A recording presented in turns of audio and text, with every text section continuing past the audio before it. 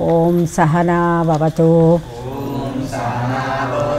సహనౌ భునక్తు సహ వీర్యం కరవావహై తేజస్వినావధీతమస్తు మా విద్విషావహై నావధీతమస్తు మా విద్విషావహై. ఓం శాంతి శాంతి శాంతి.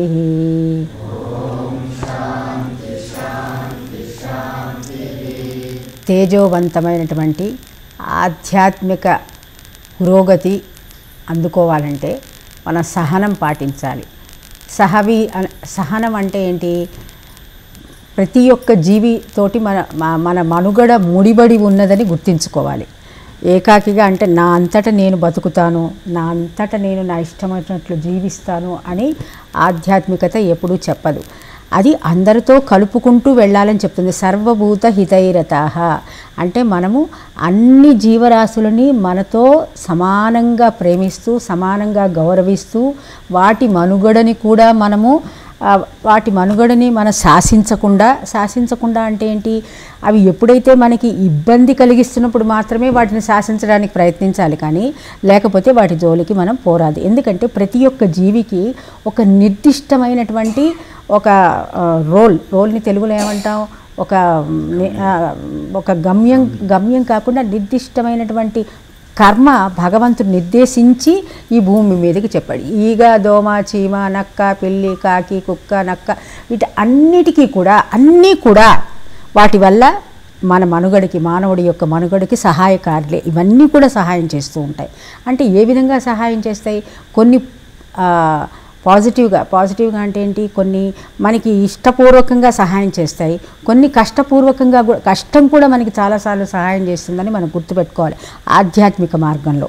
సో అట్లాగే ఈ ఆధ్యాత్మికమైన మార్గము తేజోవంతమైనది అని తేజోవంతంగా మనము పరిఢవిల్లాలంటే మామూలుగా ఇప్పుడంతా కూడా అంటే మనం తేజోవంతంగా పరిఢవిల్లాలంటే ఇప్పుడు మనం తేజోవంతంగా లేనట్టే కదా.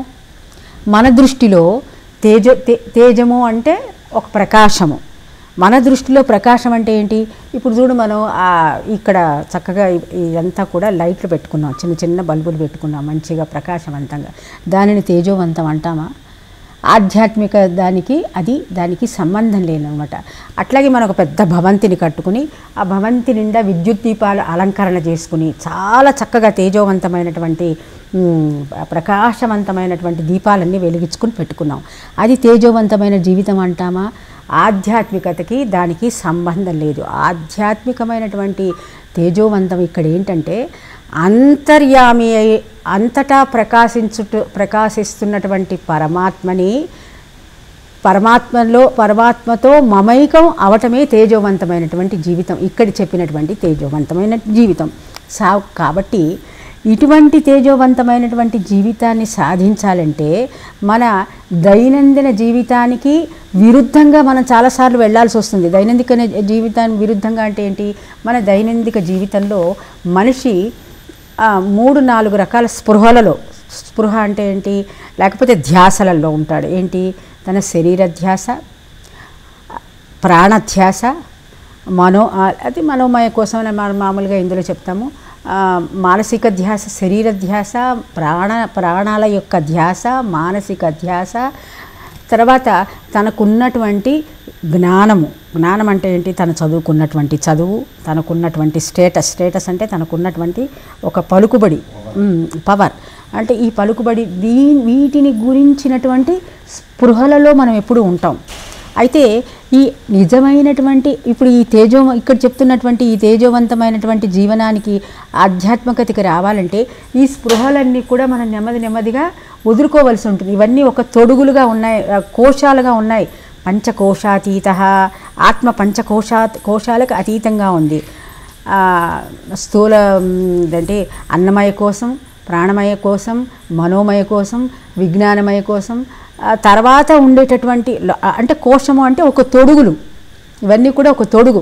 ఇప్పుడు ఏంటి, ఆధ్యాత్మిక మార్గంలో నిజంగా తేజోవంతమైనటువంటి మార్గంలోకి మనం వెళ్ళాలి అంటే కనుక ఈ తొడుగులన్నిటినీ వదిలించుకోవాల్సి వస్తుందన్నమాట. ఈ తొడుగులు వదిలించుకోవటం అంటే సామాన్యమైనటువంటి విషయం కాదని చెప్తున్నది. ఎందుకంటే ప్రతి మనిషికి రెండు ఉంటాయి. ఒకటి తనకి ఇష్టమైనది, రెండోది తనకు హితవు చేకూర్చేది.